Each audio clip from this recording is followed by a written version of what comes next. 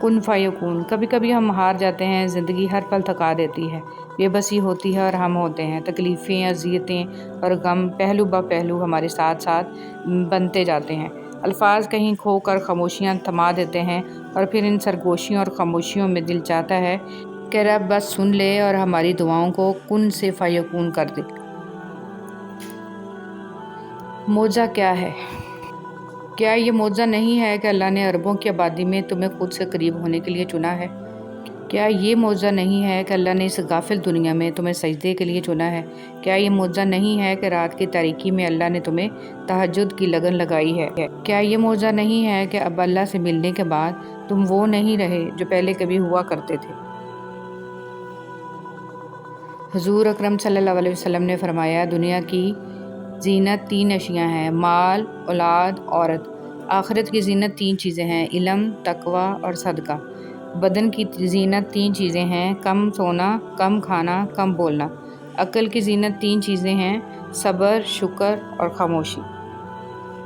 تہجد ایسا مرہم ہے جس کے پاس ہر چوٹ کا علاج موجود ہے، بس تمہیں یقین رکھنا ہے، پھر وہ زخم بھی بھر جائیں گے جو تمہیں لگتا ہے کہ کبھی بھر نہیں سکتے، اور وہ قصے بھی مکمل ہو جائیں گے جو تمہیں لگتا ہے کہ انہیں کوئی مکمل نہیں کر سکتا۔ اور مت بھولو، تمہارا رب سب کچھ کر سکتا ہے، سب کچھ۔ تہجد کا خاموش سجدہ اور زار زار بہتے ہوئے آنسوؤں کو وہ کبھی ضائع نہیں کرتا۔ جب گزارش لاڈلی عبادت میں کی جائے تو لاڈلے کی دعا کہاں ادھوری رہ سکتی ہے؟ کائنات جو بھی کہے پھر وہ ہو کر رہتا ہے جو اس کا بندہ اس سے مانگ لیتا ہے۔ سنو، تمہیں سب مل جائے گا جو تم چاہتے ہو۔ تمہارا سجدے میں اللہ کے سامنے گڑ گڑانا کبھی ضائع نہیں جائے گا۔ اللہ تو ہر دعا پوری کرتے ہیں، اور جو تہجد میں مانگی جائے اس دعا کا تو مقام ہی بہت ہے۔ مایوس نہ ہوا کرو، اللہ تمہیں بہت قریب سے دیکھ رہا ہے، وہ جانتا ہے کہ کون سی اذیت تمہیں توڑ رہی ہے۔ اللہ تمہاری دعا، تمہاری چاہت جلد ہی تمہیں لوٹا دیں گے۔ اگر تہجد میں کوئی خاص بات نہ ہوتی تو اللہ کیوں تہجد پڑھنے والوں کے لیے پہلے آسمان پر آتا، صرف یہ پوچھنے کے لیے کہ انہیں کیا چاہیے؟ اللہ ان کی دعائیں 7 آسمانوں کے پار سے بھی سن سکتا ہے، لیکن پھر بھی اللہ ان سے ملاقات کے لیے تشریف لاتا ہے۔ تو جیسے اللہ نے تہجد کو باقی نمازوں سے جدا رکھا ہے، ویسے ہی اسے تہجد پڑھنے والوں کو بھی سب سے جدا رکھا ہے۔ اللہ تہجد پڑھنے والوں کو سب سے خاص رکھتا ہے، اور ان کے لیے ایسے معجزے ہیں جو کسی کے لیے نہیں ہیں۔ اب اللہ 7ویں سے پہلے آسمان پر اپنے بندوں کو خالی ہاتھ لوٹانے تھوڑی نہ آتا ہے۔ تہجد میں کی گئی دعا بند ہوئے سب دروازے کھول دیتی ہے۔ تہجد میں فرش پر کیا گیا سجدہ انسان کو عرش پر اللہ سے ملا دیتا ہے۔ ہر رات دعا کی قبولیت۔ جابر رضی اللہ تعالیٰ عنہ نے کہا، رسول صلی اللہ علیہ وسلم فرماتے تھے، ہر رات میں ایک گھڑی ایسی ہے جو اس وقت جو مسلم آدمی اللہ سبحانہ وتعالیٰ سے دنیا اور آخرت کی بھلائی مانگے، اللہ سبحانہ وتعالیٰ عطا کرے، اور یہ گھڑی ہر رات میں ہوتی ہے۔ تہجد وہ تمام معجزے کروا سکتی ہے جن کے متعلق دنیا والے کہتے ہیں ہم عام انسان ہیں، ہمارے لیے کہاں ہوں گے ایسے معجزے۔ وہ شاید بھول جاتے ہیں کہ وہ رب معجزے کرنے پر قادر ہے، اور وہ ہم عام انسانوں کا بھی رحمان رب ہے۔ حضرت علی رضی اللہ تعالیٰ عنہ نے فرمایا، اگر تم اس وقت مسکرا سکتے ہو جب تم پوری طرح ٹوٹ چکے ہو تو یقین جانو دنیا میں تمہیں کبھی کوئی نہیں توڑ سکتا۔ حضرت علی رضی اللہ تعالیٰ عنہ، دنیا میں خوبصورت دل تلاش کرو، چہرے نہیں، کیونکہ خوبصورت چہرے تو بہت ہیں لیکن خوبصورت دل بہت کم۔ حضرت علی رضی اللہ تعالیٰ عنہ نے فرمایا، کسی کا خلوص اور پیار کو اس کی بیوقوفی مت سمجھو، ورنہ کسی دن تم خلوص اور پیار کو تلاش کرو گے اور لوگ تمہیں بیوقوف سمجھیں گے۔ رسول صلی اللہ علیہ وسلم نے فرمایا، جب بندہ اپنے انداز میں عبادت کرتا ہے اور پھر وہ بیمار ہو جاتا ہے تو اس پر مقرر کیے ہوئے فرشتے سے کہا جاتا ہے کہ اس کے عمل ویسے ہی کہتے جاؤ جیسے یہ حالت صحت میں مکمل کیا کرتا تھا، حتیٰ کہ میں اسے صحت یاب کر دوں۔ ایک دیہاتی حضور صلی اللہ علیہ وسلم کی خدمت میں آیا اور کہا، مجھے یہ کیسے یقین آئے کہ آپ نبی ہیں؟ آپ صلی اللہ علیہ وسلم نے فرمایا، اگر میں اس کھجور کے خوشہ کو بلا لوں تو تم میری نبی ہونے کو مان لو گے؟ اس نے کہا، ہاں۔ آپ صلی اللہ علیہ وسلم نے گچھے کو بلایا اور وہ درخت سے اتر کر آپ صلی اللہ علیہ وسلم کے پاس آیا، اور پھر آپ صلی اللہ علیہ وسلم کے حکم سے واپس چلا گیا۔ دیہاتی فوراً اس معجزہ کو دیکھ کر ایمان لے آیا۔ جب تمہیں ہچکی لگے تو پہلی ہچکی پر کلمہ طیبہ پڑھ لو، انشاءاللہ ہچکی رک جائے گی۔ اور اس عمل کو اپنی عادت بنا لو، اور جب موت آئے گی جو برحق ہے تو موت سے پہلے ایک ہچکی آئے گی اور تمہاری عادت کی وجہ سے زبان سے کلمہ طیبہ جاری ہو جائے گا انشاءاللہ۔ انسان تو ہر گھر میں پیدا ہوتے ہیں، مگر انسانیت کہیں کہیں جنم لیتی ہے۔ امام حسین رضی اللہ تعالیٰ عنہ۔ اگر لوگوں کو عزت دینا اور معاف کرنا تمہاری کمزوری ہے تو تم دنیا کے سب سے زیادہ طاقتور انسان ہو۔ حضرت علی رضی اللہ تعالیٰ عنہ۔ زمانے کے ساتھ چلنا اچھی بات ہے، مگر کوشش کرو تو خود اس قابل ہو جاؤ کہ زمانہ تمہارے ساتھ چلنے میں فخر محسوس کرے۔ بعض اوقات دعائیں رب کے فیصلے نہیں بدلتی، مگر آپ کا دل بدل دیتی ہے اور آپ کے فیصلے کے مطابق کر دیتی ہے۔ جب ماں چھوڑ کر جاتی ہے تو کوئی بھی دعا دینے والا نہیں ہوتا، اور جب باپ چھوڑ کر جاتا ہے تو کوئی بھی حوصلہ دینے والا نہیں ہوتا۔ یا اللہ میرے والدین کو جنت میں اعلیٰ مقام عطا فرما، آمین۔ اچھی بات کوئی بھی کہے تو اسے پلو سے باندھ لو، کیونکہ جب کسی موتی کی قیمت معلوم کی جاتی ہے تو کوئی نہیں دیکھتا کہ اسے سمندر کی تہہ سے نکالنے والا کون تھا۔ سچے انسان کی زندگی اصولوں کے تابع ہوتی ہے اور جھوٹے انسان کی زندگی مفادات کے تابع۔ کھجور کی گٹھلی پر باریک سا جھلی نما ایک چھلکا ہوتا ہے جسے قطمیر کہتے ہیں۔ اللہ فرماتا ہے انسان اس کا بھی مالک نہیں، پھر اکڑ کیسی؟ دنیا میں تکلیفوں کے بڑھ جانے کی ایک وجہ انسانوں کی کمی اور لوگوں کی اکثریت ہے۔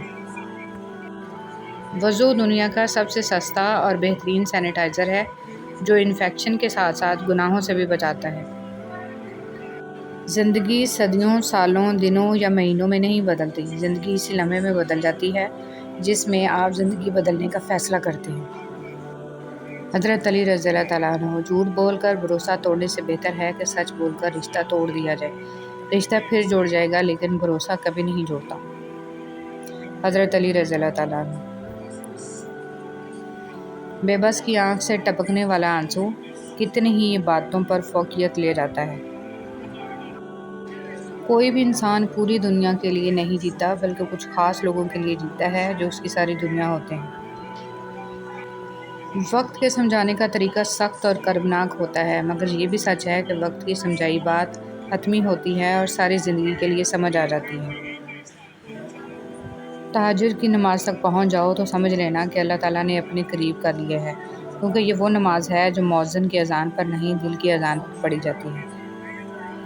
جب خلوص ختم ہوتا ہے تو سادگی ختم ہو جاتی ہے، تب بناوٹ اور سجاوٹ جنم لیتی ہے اور لوگ تکلف میں پڑ جاتے ہیں اور اپنے باطن کو پاکیزہ بنانے کی بجائے اپنے ظاہر کو سجانے میں لگ جاتے ہیں۔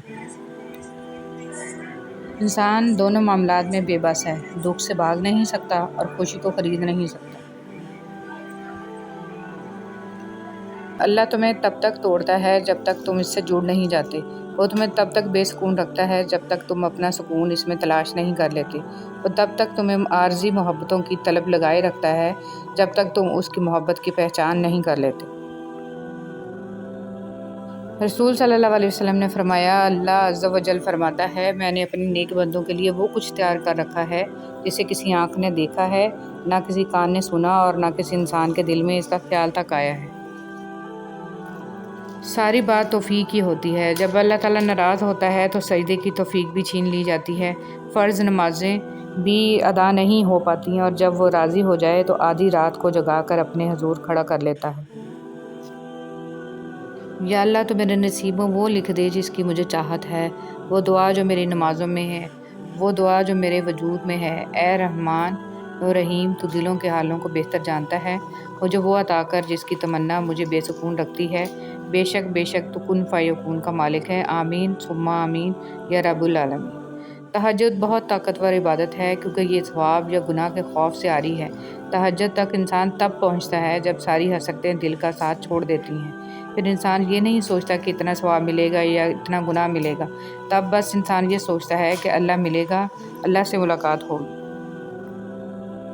جب تمہیں کہیں سے کوئی امید نہیں رہتی تب وہ تمہیں تہجد کی لگن لگا دیتا ہے اور ایک نئی امید سے جوڑ دیتا ہے، اور پھر تم جان جاتے ہو کہ جو درد دن کے اجالوں میں نہیں سمٹ پاتا وہ رات کی تاریکیوں میں سمٹ جاتا ہے۔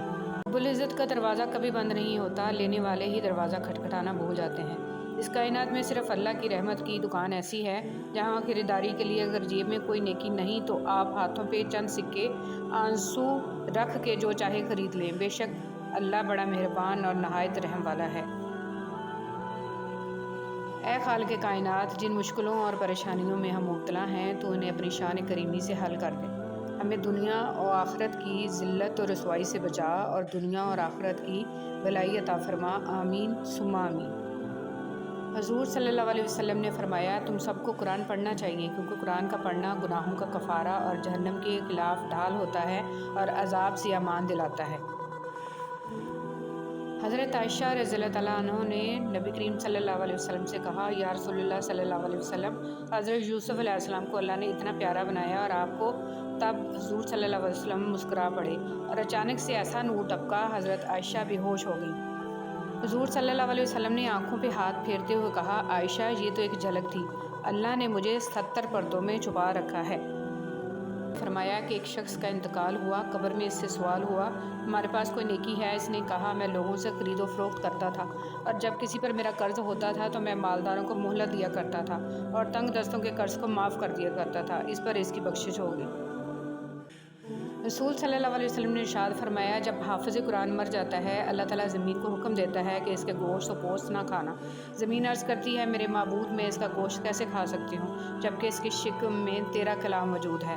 ہمارے نفسیات کی روح سے دیکھا جائے تو اگر کوئی شخص ہم سے بچھڑ جاتا ہے تو اسے بلانے میں ہمارا دماغ 21 دن لیتا ہے، مگر نفسیات کا یہ اصول صرف اور صرف دماغ کے لیے ہی ہے، جبکہ دل کا کوئی اصول نہیں ہوتا۔ بات جب دل کے معاملے میں آن ٹکے تو تب 21 سال بھی کم پڑ جاتے ہیں۔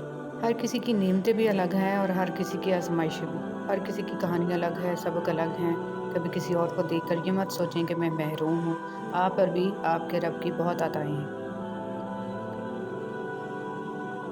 خوشی وہ واحد خوبصورت چیز ہے جو ہمارے پاس نہ ہوتے ہوئے بھی ہم دوسروں کو دے سکتے ہیں۔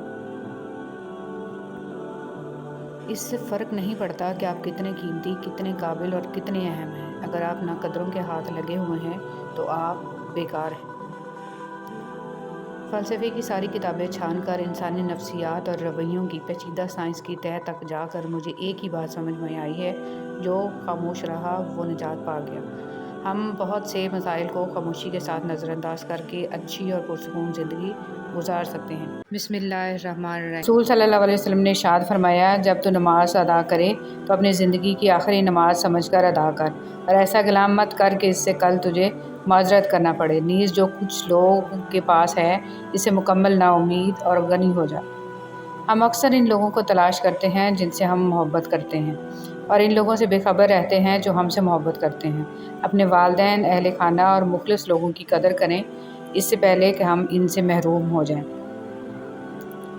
حضرت ابو سعید نبی کریم صلی اللہ علیہ وسلم سے نقل کرتے ہیں کہ آپ صلی اللہ علیہ وسلم نے فرمایا، جہنم میں ایک آگ کا پہاڑ ہے جس کا نام سعود ہے، کافر اس پر 70 سال میں چڑھے گا اور پھر اتنی ہی مدت میں گرتا رہے گا اور ہمیشہ اسی عذاب میں رہے گا۔ دنیا میں ایک دوسرے سے محبت کرنے والوں کی اصل جدائی وہ ہوگی جب وہ آخرت میں جدا کر دیے جائیں گے، ایک جنت میں اور دوسرا جہنم میں۔ ایک دوسرے کی آخرت کی فکر کیا کریں، یہی اصل محبت ہے۔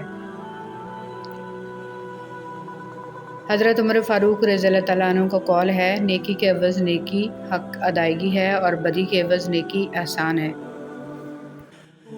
حیرت اور تعجب کی بات ہے، ہم بیٹی کی نسبت سے داماد کو بیٹا مان لیتے ہیں لیکن بیٹے کی نسبت سے بہو کو بیٹی کیوں نہیں مانتے؟ سچائی کی سب سے سچی نشانی سادگی اور وضاحت ہے، جھوٹ ہمیشہ پیچیدہ ہوتا ہے۔ پسند اور محبت۔ ایک بزرگ سے کسی نے پوچھا، پسند اور محبت میں کیا فرق ہے؟ بزرگ نے جواب دیا، آپ ایک پھول دیکھتے ہو اور اسے توڑ کر اپنے پاس رکھ لیتے ہو، یہ پسند ہے، اور اگر آپ اس پھول کو روزانہ پانی دیتے ہو اور اس کا خیال رکھتے ہو تو یہ محبت ہے۔ زندگی میں خوبصورتی صرف درود شریف سے ہے۔ اب جتنا درود شریف کے قریب ہوں گے زندگی اتنی ہی حسین ہوگی، اب جتنا درود شریف کے قریب ہوں گے دل اتنا مضبوط ہوگا، اب جتنا درود شریف پڑھیں گے دل اتنا خوبصورت اور وسیع ہوگا۔ بس زندگی میں یہ کام کر لیں، کوئی چلے وظیفے کرنے نہیں پڑیں گے، زندگی خود ہی سنور جائے گی۔ اللہم صلی علی محمد و علی آل محمد۔ رشتہ داری میں مقابلہ نہیں ہوتا اور جو مقابلہ کرے وہ اپنا نہیں ہوتا۔ رشتے مقابلہ کر کے نہیں بلکہ ایک دوسرے کی مجبوریوں اور پریشانیوں کو سمجھ کر نبھائے جاتے ہیں۔ ایک نوجوان صحابی رضی اللہ تعالیٰ عنہ پر حضور صلی اللہ علیہ وسلم کا گزر ہوا۔ وہ قرآن پاک پڑھ رہے تھے۔ جب اس آیت پر پہنچے تو بدن کے بال کھڑے ہو گئے، روتے روتے دم گھٹنے لگا اور کہہ رہے تھے، ہائے جس دن آسمان پھٹ جائیں گے، یعنی قیامت کے دن میرا کیا حال ہوگا، ہائے میری بربادی۔ حضور صلی اللہ علیہ وسلم نے ارشاد فرمایا کہ تمہارے اس رونے کی وجہ سے فرشتے بھی رونے لگے۔ اے مشکلیں آسان کرنے والے رب، تو محمد صلی اللہ علیہ وسلم کے صدقے ہماری مشکلیں آسان کر دے، ہمیں ہر پریشانی ہر مصیبت سے بچا لے، ہمیں محتاجی اور ذلت سے محفوظ فرما لے، ہمیں اپنی رحمت سے مالا مال فرما دے اور ہمیں شکر گزار بندہ بنا دے، آمین ثم آمین۔ بد اخلاق انسان کی مثال اس ٹوٹے ہوئے گھڑے کی طرح ہے جو قابل استعمال نہیں رہتا۔ یہ برکت مانگیے، کثرت آزمائش ہے، جبکہ برکت ایک نعمت، کثرت نصیب ہے اور برکت خوش نصیبی۔ کثرت آپ کا اندازہ ہے کہ اس قدر ہو تاکہ آپ کی ضروریات پوری ہوں، اور برکت اللہ تعالیٰ کی گارنٹی ہے کہ جو ملے اس میں ضروریات لازماً پوری ہوں۔ کثرت والے حساب میں پھنس گئے اور برکت والے پار لگ گئے۔ رب واقف ہے تیرے دل کی تڑپ سے، وہ ضائع نہ کرے گا، دعائیں ذرا انتظار کر۔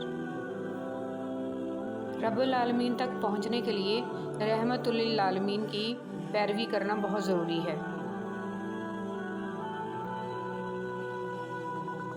وقت، دوست اور رشتہ دار انسان کو مفت میں ملتے ہیں، لیکن ان کی قیمت بچھڑ جانے کے بعد معلوم ہوتی ہے۔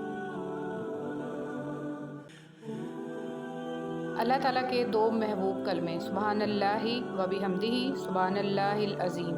پاک ہے اللہ اپنی خوبیوں سمیت، پاک ہے اللہ بہت عظمت والا۔ جب انسان چھوٹا ہوتا ہے، مجبور ہوتا ہے، جوان ہوتا ہے تو طاقت بھی آتی ہے، پیسہ بھی آتا ہے، اپنی مرضی سے گھوم پھر بھی سکتا ہے، لیکن ایک وقت آتا ہے کہ لکڑی کے سہارے چلنے لگتا ہے، ویل چیئر پر آ جاتا ہے، موت کا شکار ہو جاتا ہے۔ یہ انسانی جسم پر حکومت کس کی چل رہی ہے؟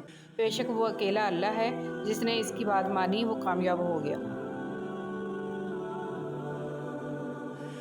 ضروری نہیں کہ کچھ بڑا کریں، زندگی میں چھوٹی چھوٹی نیکیاں کرتے جائیں، کسی کا دکھ سن لیں، کسی کو دلاسا دے دیں، کسی بھوکے کو کھانا کھلا دیں، کسی کو مسکراہٹ عطا کر دیں۔ یہ چھوٹی چھوٹی خوشیاں ہی زندگی کے سمندر میں بڑی بڑی مثبت لہریں پیدا کرتی ہیں۔ رسول اللہ صلی اللہ علیہ وسلم نے فرمایا، جس شخص کے دل میں رائی کے دانے کے برابر بھی تکبر ہوگا وہ جنت میں نہیں جائے گا۔ اس پر ایک شخص نے سوال کیا کہ اللہ کے رسول صلی اللہ علیہ وسلم، ہر شخص چاہتا ہے کہ اس کا لباس اور جوتے وغیرہ اچھے ہوں، تو کیا وہ بھی جنت میں نہ جا سکے گا؟ اس پر رسول صلی اللہ علیہ وسلم نے فرمایا، یقیناً اللہ خوبصورت ہے اور خوبصورتی کو پسند فرماتا ہے۔ تکبر کا مطلب یہ ہے کہ بندہ حق کو ٹھکرا دے اور لوگوں کو حقیر سمجھے۔